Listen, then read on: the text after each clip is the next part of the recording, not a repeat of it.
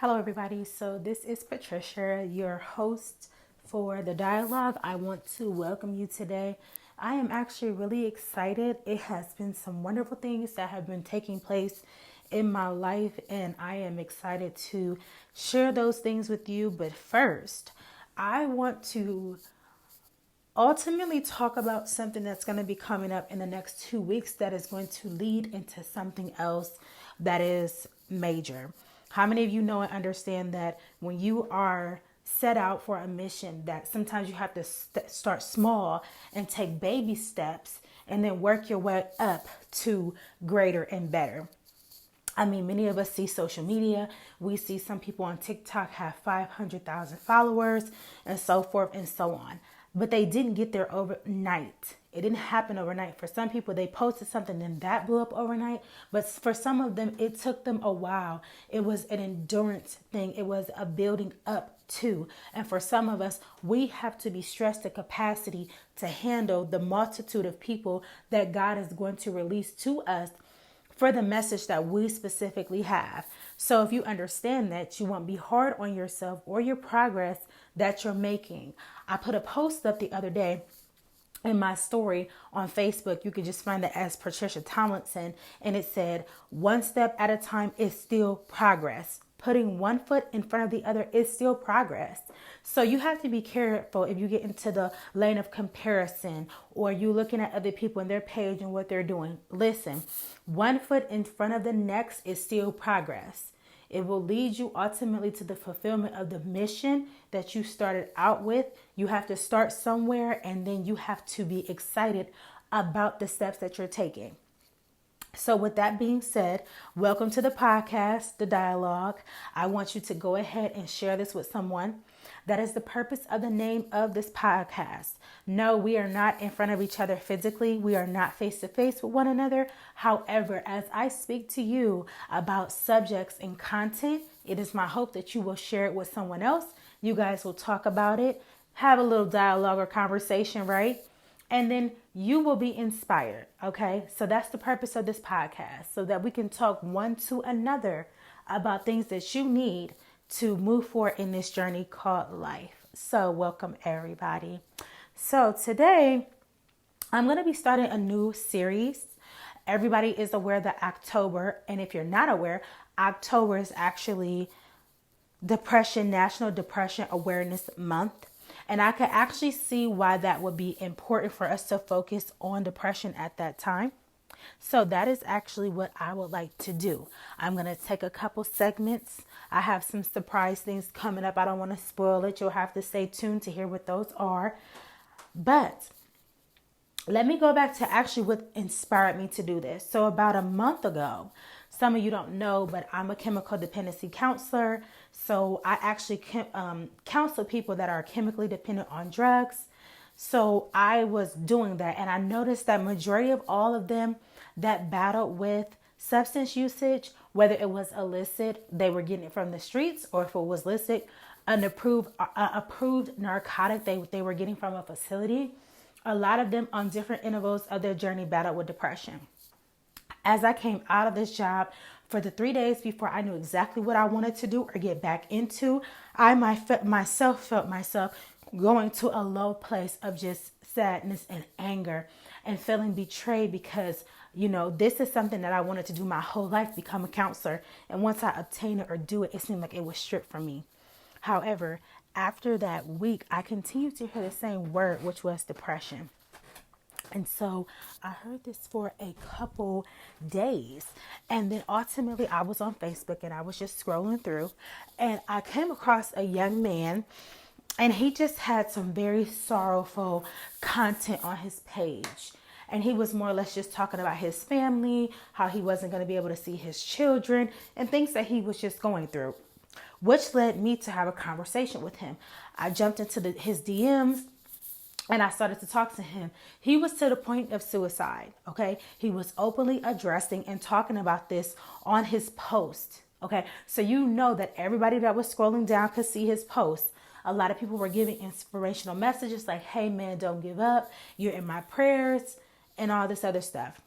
Me, myself, I jumped into his DMs And immediately I started to talk to him and tell him like, hey, if you're feeling that darkness, keep going. Don't give up. Obviously, there's something on the other side. There's some type of light that you need to tap into, but you will never know if it's going to get better on the other side if you give up now. From that conversation, I told him I'm praying for you. I gave him some content that I saw on social media as far as things that were used to inspire. And it was ironic because some of that stuff I had saw earlier that day. So I'm just going to say that God had him in mind and that it was specifically for him as well. Not just myself, but him as well. And so I ended up telling him, hey, I'm praying for you. I'm going to check on you periodically or in a couple days. I kid you not, the next day, I conversed with him a little bit. I could feel a little bit of change through him. He was actually inspired, like, hey, thank you for checking on me. And when I looked at his Facebook, he had put a post that said, it is ironic how strangers can treat you better than people that are immediately in front of you. That was the first scenario. And then the second scenario, it was a young woman. I think her name was Raven something Johnson or something of the liking. She was a workout coach. She had a huge following, things of that nature, and she committed suicide. She was dating, I believe, the young man 600. I'm not really familiar, but I have an opportunity to see that. And they showed the posts or the private messages that she sent to him prior to committing suicide. They did not detail how she did it, the time or the day or anything like that. They just left the actual message that she sent him before she committed suicide. And what it said was, she had been feeling like this since before she met him.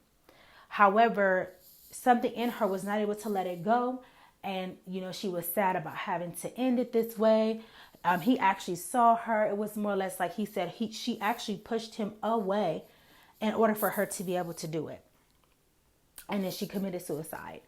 So those two scenarios, on top of how I felt myself personally about some things that happened to me, prompted me to actually start a series about depression. In this series, I want to call it the depth of depression. The depth of depression. Most people don't understand that people that commit suicide, this is not just an overnight thing that happens. Okay, there are warning signs. There are things that happen prior to a person committing suicide.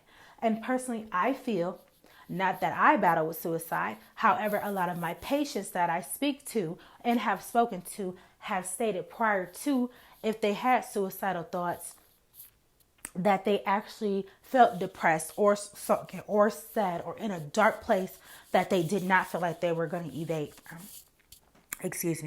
And ultimately, that's what depression leads people to, suicide, because it's a dark place that they don't feel like they can ever get out of, that it's never going to get better, and ultimately that no one sees them and or what they're struggling with. The only way that they feel like they'll get out of it is if they end their life. Before it gets to that place, I want to give you content and information that if you are one that is silently battling with suicide or depression, you will have at the leisure of your fingertips one swipe of a profile, one push of a button, and you yourself can be inspired. So with these couple scenarios, I am going to title this series called The Depth of Depression.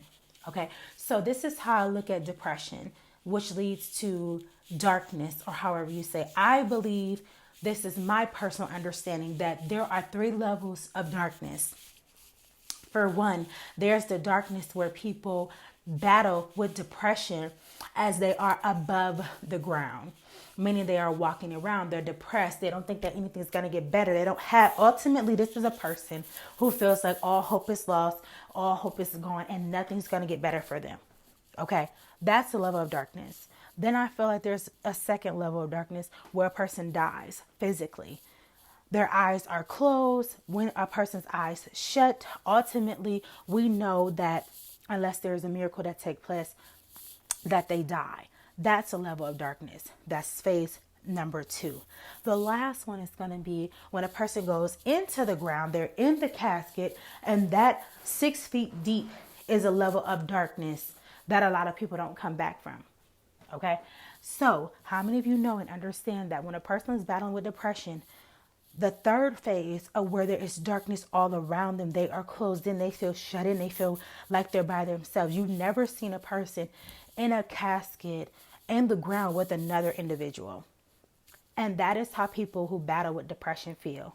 They feel like they're all alone. No one understands. No one gets them. It's their own world and it's just dark. It's dark. So, being someone, I'm now going to go into my own personal testimony so that you can understand how I come to understand different avenues, phases, and levels of depression. When I was a little girl, I was about 15 or 16 years old. I was staying with my mother at the time. We had a lot of activity in our home. My brother, he was older. He had a lot of male friends. So there would be about maybe 10 to 15 guys at our house at any given time, hanging out, drinking, smoking, having girls in and out the house. They were having fun. They were young gentlemen, so this was allowed and permitted by my mother. However, for me, it was a very dark time. Nobody knew that I didn't really feel protected in my own house. At that time, I had ultimately went through being molested for years. Also, when I was at a friend's house, I was molested. And it seems like when you're molested, you get a scarlet letter of red on your back.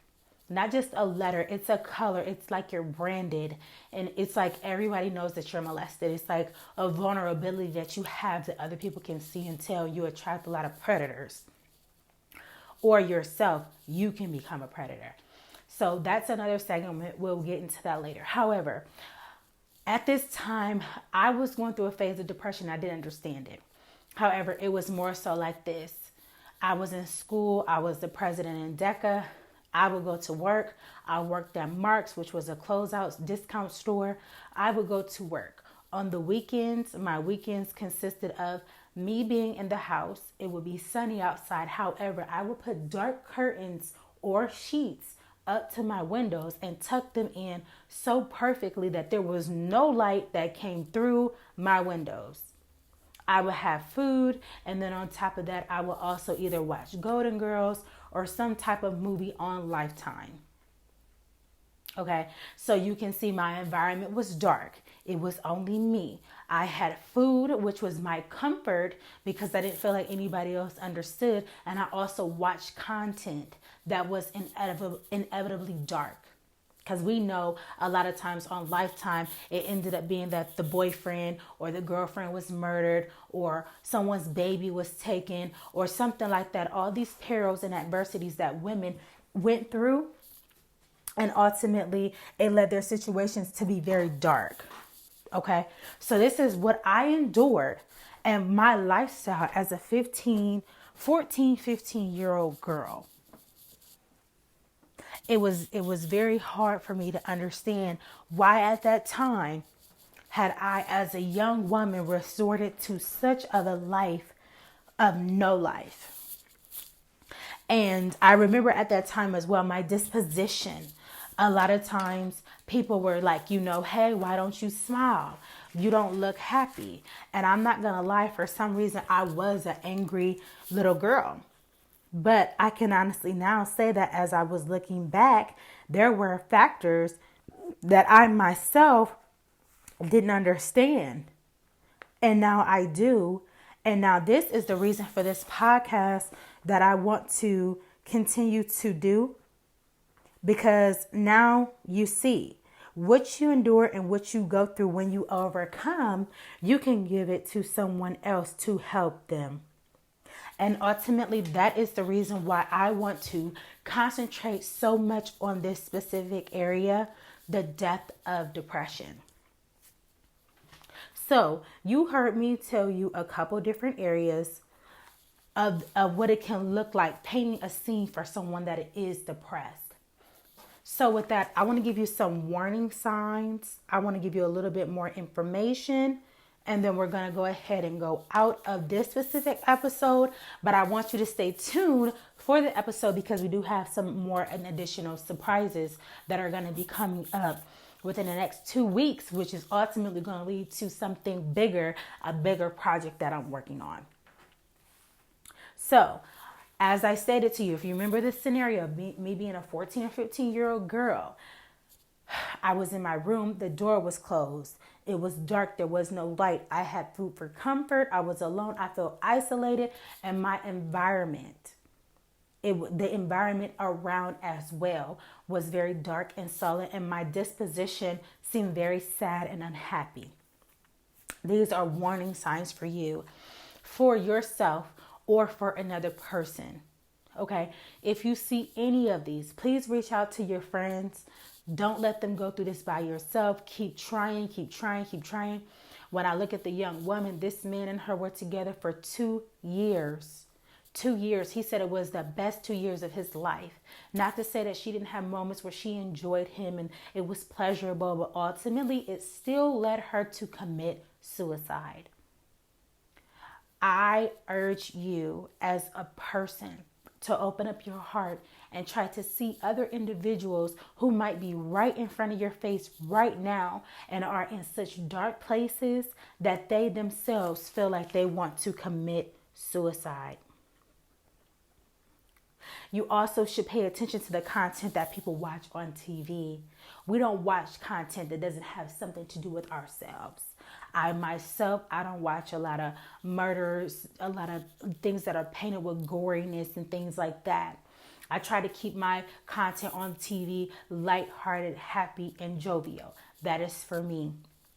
However, a lot of content that is now being produced, movies and other TV series and things like that, as well as social media, has a lot of darkness in it. So you want to be mindful and careful of that. You also want to be mindful of the company that you choose to keep. The company. As a 15, 16-year-old girl, I don't know. I know and believe that I was cheerleading, but I didn't feel as cheerful because I still had to go home. A lot of people in my house did not know what I was going through because they came over, but they went back home. So a lot of times I found myself at their house trying to take a little piece of their joy and their happiness back home with me, which ultimately led me to not being at home at all. I worked so much as a 15-year-old girl. I was hardly ever at home. And that was me even as a young child trying to evade darkness, trying to escape the darkness. So, the depth of depression, Depression goes very deep, but it's not just an outside thing where it consists of a person's disposition, their environment, if they're isolated, using food for comfort, if their door is closed, if nobody's in there, TV shows, company series, it's deeper than that. Depression ultimately comes from inside. It can come from a wound or offense, or it can come from some type of issue that you have that has gone unresolved. Something that may be bothering you, something that may be plaguing you, something that you haven't talked about, something that someone doesn't know about. For instance, that you were molested by your stepdad, that you were beat on by your mom, that your mom slept with your boyfriend. So many different issues that people have, but they still decide to get on social media and portray as though everything is okay. Because we know that people that are sulked and sullen very often don't attract a lot of a crowd of people. And if they do, it is ultimately because they're also going through the same thing and they can correlate and relate to one another. However, they are still in that level of darkness, in that depth of depression. We see so many celebrities right now that are actually dying, committing suicide. More and more is coming out about sexual issues and plagues of impropriety as far as in their careers and things of that nature. But everybody craves this lifestyle. Everybody wants to be on the forefront of the papers and television. Everybody wants to feel seen. But even those people that are up there with the houses, the car, the money, the clothes, they don't feel seen, even though their life is splashed across TV 24/7. Because ultimately, the depth of depression is all about you seeing yourself. When you see yourself accurately, you're able to see, I'm hurt. I don't feel good. I need time to rest. I need peace. I need love. And when you're able to have that level of self-love and self-care, ultimately it leads you to a place of coming out of the darkness into light. And that is what I did for myself after I quit my job. I just spent time taking hot bubble baths and nurturing myself. I went and got a pedicure, and I also cut off a lot and eliminated a lot of people that kept me in that place of darkness, that continuously talk about things that are harsh and hard and old memories and things that are not going to serve me the direction that I want to go in my destiny. So with that being said, I grew through this situation, through me actually enduring this. I grew, and I didn't even know that it was pressing me to grow. I'm going to share this last thing with you. We're going to end this segment, but I'm coming back with more content. As I was working as a counselor, someone did something very special for me, and it was a portrait. It was like these mesh velvet portraits that they used to have from back in the day. I want to say these were probably from 10, 15 years ago. I hadn't seen them in so long. And the lady painted me a picture. Actually, I'm sorry, color a picture of butterflies. And it was so beautiful that it captured so many different people's eyes. And then when I moved into the house that I currently live in, the wind chimes are actually butterflies. And there were things that kept coming to me as butterflies. And the darkness that I was feeling as far as being at my job and dealing with I had a caseload of 73 patients that were chemically dependent, on top of going through my own things at home. Ultimately, it was so much darkness that I was trying to navigate through. And at that time, all I was doing was resting and going to work and taking care of myself and another person. But it got overwhelming. But as I continued to get up every day and try and put one foot in front of the next, ultimately, I was birthed through that dark cocoon and came into the light. How many of us know and understand that you could actually be going through depression, but you can be a functioning person that's depressed? And that was me. I was sad about a lot of things. I hadn't dealt with some things that had happened prior to me starting this job. There were some offenses and things that were coming up and going on as I was working the job, and also my personal life. And if I can be honest with you, I was doing the best that I could in regards to self-care, but ultimately it wasn't enough. It wasn't enough for the patient caseload that I had. It wasn't enough for my home life. It wasn't enough for me. And so when you're battling with depression or you're going through a dark time in your life, ultimately you have to make up in your mind, whether avenues or something come through you, that you're going to love yourself. And so with this new series, The Death of Depression, of course, I want to keep talking about this. Like I said, there are going to be some surprises, but I also want to help you have content information to navigate to a place of self-love, which will put you into a place of light. But it's going to take work. So, are you here to listen, or are you here to help birth yourself through the darkness of the dark cocoon so you can ultimately come out into the light? And please remember, I want you to understand this. As the butterfly is coming through the dark cocoon, it has the light within itself. The beautiful colors, which can denote your personality or your purpose or your mission or your agenda, whatever it is. Once the butterfly comes out, all you see the butterfly do is just flutter and flies. And it's like a harmony, a beautiful harmony that was produced through the darkness. So I want you to focus on a couple things. If you are in darkness, don't give up. Do the best that you can with the little bit that you can. And you will see yourself emerge to be a better version of the person than you were yesterday. So I want to say, don't give up. Stay tuned for our next episode of the dialogue. We have some surprises of some content for you. We have some new things coming up.